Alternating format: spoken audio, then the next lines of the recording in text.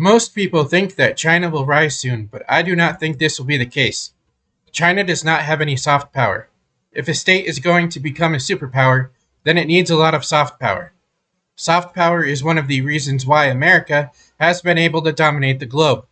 Hollywood has managed to infiltrate most states. America also has a lot of allies that it can depend on. China's allies are limited in number, and very few of them have any real power. One could argue that China will rise due to the expansion of its navy. It is going to have a lot more ships than the US in the future.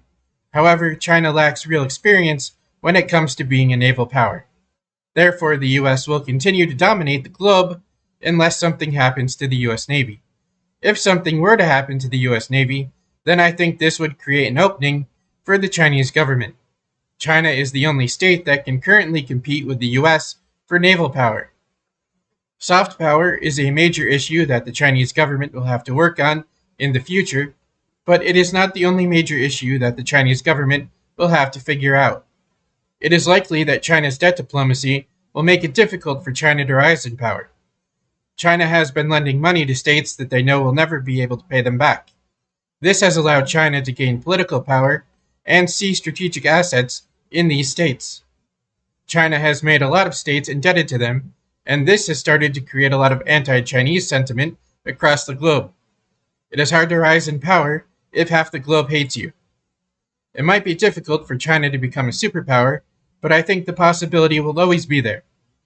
They have the necessary manpower to do whatever they want, but I do not think modern China has the current brainpower to pull off a superpower status.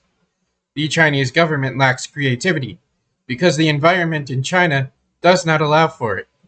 Modern China is not that flexible. Modern China excels at STEM and the hard sciences.